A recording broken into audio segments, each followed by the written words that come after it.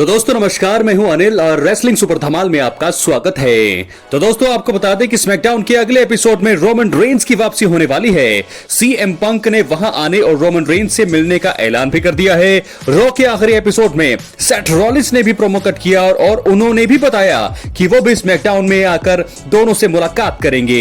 और दोस्तों वहीं आपको बता दें कि रोमन रेंस, सेथ रॉलिंस और सीएम पंक के बीच दुश्मनी चल रही है और इसी के चलते अब उन्हें आमने सामने देखना बहुत ही खास होने वाला है। सेथ रॉलिंस के हाल ही में किए गए ऐलान के बाद अब फैंस की उन पर नजरें होंगी, इसलिए इस वीडियो में हम उन 3 बड़ी चीजों के बारे में दोस्तों बात करेंगे जो सेथ रॉलिंस और सीएम पंक से मुलाकात करने पर रोमन रेंस कर सकते हैं। मुझे तो आपको बता दूं कि सेथ रॉलिंस भी वही चीज करेंगे, सीएम पंक भी वही चीज करेंगे और अगर ये ट्रिपल थ्रेट मुकाबला होगा तो तीनों हमें एक ही स्क्रीन पर साथ ही दिखने वाले हैं। तो अगर ऐसा हुआ तो आप साफ समझ जाइएगा कि अब थोड़ी ही देर में होने वाला है ऐलान ट्रिपल थ्रेट मुकाबले का रेसलमेनिया 41 के मंच पर। तो दोस्तों आज की इस वीडियो में इस बारे में बात करने वाले हैं। जॉन सीना और कोडी रोड्स के बारे में भी हम बात करने वाले हैं इस वीडियो में, इसलिए वीडियो के अंत तक बने रहें। और अगर आप चैनल पर नए हैं सब्सक्राइब करने के बाद ऑल पर क्लिक करें क्योंकि फ्री है और यहाँ आपको हर प्रकार की रेसलिंग जगत से जुड़ी हुई तमाम जानकारी मिलती है। इसलिए वीडियो को लाइक करें, शेयर करें, सब्सक्राइब करने के बाद ऑल पर क्लिक तो जरूर करें। तो बात करेंगे सबसे पहले कदम का।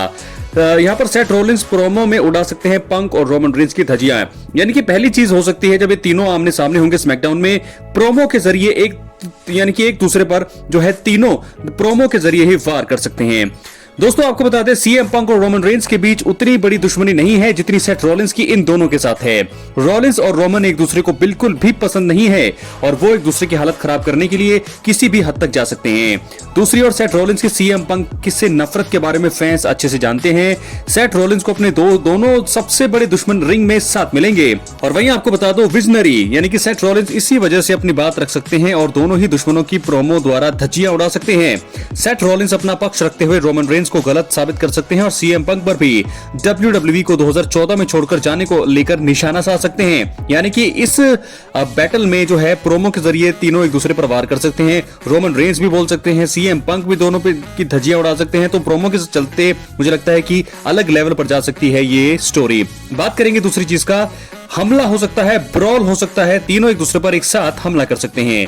रॉलिंस ने रॉ के हालिया एपिसोड में बताया है कि कैसे वो सीएम पंक का करियर खत्म करने के लिए बेहद ही अब करीब हैं। इसी बीच उन्होंने रोमन रेंस द्वारा हुए अटैक के बारे में भी बात की। सेथ रॉलिंस साफ तौर पर दोनों से बेहद गुस्सा है और इसी के चलते वो स्मैकडाउन में दोनों को देखते ही बिना बात किए उन पर अटैक कर सकते हैं। मुझे लगता है तीनों ही ऐसा कर सकते हैं, रोमन रेंस भी ऐसा करेंगे और सीएम पंक भी ऐसा करेंगे। वैसे भी रोमन रेंस आजकल जो है बहुत ही कम बात कर रहे हैं, एक्शन से वो ज्यादा बातें कर रहे हैं। वो सेथ रॉलिंस और रोमन रेंस को अकेले दम पर धराशायी कर सकते हैं, यानी कि जो है सीएम पंक, और उनकी स्टॉम्प की बारिश कर सकते हैं। यानी कि मैं बात कर रहा हूं सेथ रॉलिंस की। सेथ रॉलिंस का जो मूव है स्टॉम्प, वो दोनों को हिट कर सकते हैं। वही सीएम पंक दोनों को जीटीएस लगा सकते हैं, तो वही रोमन रेंस दोनों को स्पीयर लगा सकते हैं। ऐसा ब्रॉल होगा तीनों के बीच और अगर ब्रॉल हुआ तो सिक्योरिटी ऑफिशियल्स और अन्य लोगों के लिए उन्हें किसी भी तरह से शांत करना आसान नहीं होगा। रोमन, पंक और सेथ मिलकर बवाल मचा सकते हैं और ये चीज सेथ द्वारा हुए अटैक के चलते देखने को मिल सकती है, क्योंकि मुझे लगता है कि सबसे पहला अटैक सेथ रॉलिंस ही कर सकते हैं। तो क्या है आपकी राय? अपनी राय कमेंट बॉक्स में जरूर दें। आपके हिसाब से क्या हो सकता है तीनों के बीच जब वो तीनों मिलेंगे? तीसरे और आखिरी कारण की बात करेंगे।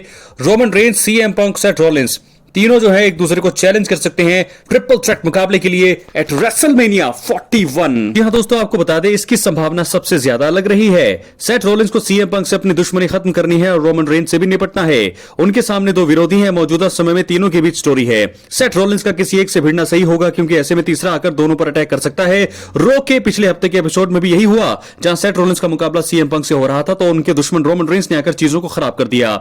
अब सेथ रॉलिंस जो है साफ तौर पर अब ऐसा कुछ नहीं चाहेंगे, इसी वजह से वो बेस्ट इन द वर्ल्ड और एकमात्र ट्राइबल चीफ यानी कि सीएम पंक रोमन रेंस को एक साथ लड़ने के लिए चैलेंज कर सकते हैं। वैसे भी रोमन और पंक के बीच भी चीजें सही नहीं है, इसी के चलते तीनों का एक मैच में होना और उन्हें आपस में एक दूसरे से बदला लेने का सबसे अच्छा मौका प्रदान करना बहुत ही बड़ा ये हो सकता है और मुझे लगता है ऐसा होना भी चाहिए।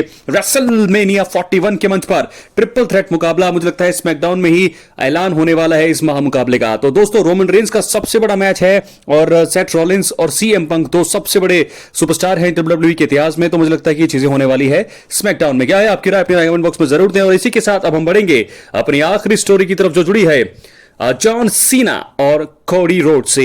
जी हां दोस्तों, आपको बता दें कि जॉन सीना एक हील के रूप में WWE में धमाल कर रहे हैं। उन्होंने एलिमिनेशन चेंबर मैच जीतने के बाद रॉक और undisputed WWE champion Cody Rhodes के सेगमेंट के दौरान द अमेरिकन नाइटमेयर पर हमला कर दिया था। इसके चलते उन्होंने हील टर्न लिया। उन्हें इस कदम के चलते फैंस की नाराजगी का सामना करना पड़ रहा है। और अब आइए जानते हैं कि वो कौन सी 3 चीजें हैं जो अगर जॉन सीना डब्ल्यूडब्ल्यूई रेसलमेनिया 41 से पहले करते हैं तो उनका हील टर्न और भी ज्यादा मजेदार होगा। इसलिए वीडियो के अंत तक बने रहें। चैनल पर नए हैं, सब्सक्राइब करने के बाद ऑल पर क्लिक करें। बात करेंगे सबसे पहले कदम का, कौन सा वो कदम उठा सकते हैं, कौन सी वो चीज कर सकते हैं। आइए बात करते हैं पहली चीज का। तो दोस्तों, जॉन सीना डब्ल्यूडब्ल्यूई दिग्गज डस्टी रोड जो कोडी रोड्स के पिता हैं उन पर जो है निशाना साध सकते हैं रेसलमेनिया 41 से पहले। डस्टी रोड्स और जॉन सीना अच्छा रिश्ता रखते थे। हालांकि डस्टी रोड्स की पत्नी और undisputed WWE champion Cody Rhodes की मां मिशेल रोड्स उन्हें परिवार का मित्र अब नहीं मानती है। जॉन सीना इसको आधार बनाकर डस्टी रोड्स पर निशाना साध सकते हैं। जॉन सीना को मालूम है कि कोडी भी बाकियों की तरह ही अपने पिता को बहुत सम्मान देते हैं। ऐसे में अब जब जॉन सीना अमेरिकन नाइटमेयर के अमेरिकन ड्रीम यानी कि जो उनके पिता हैं उनके शब्दों से हमला करेंगे तो उससे उनका हील किरदार जो है और भी शानदार होगा। कोडी रोड्स को भी जॉन सीना के इस काम से फायदा होगा। वो फैंस के और भी ज्यादा प्रिय बन जाएंगे। जो बिल्कुल ये तो होना, अब मुझे लगता है ऐसा होने वाला है। दूसरा कदम क्या उठा सकते हैं जॉन सीना?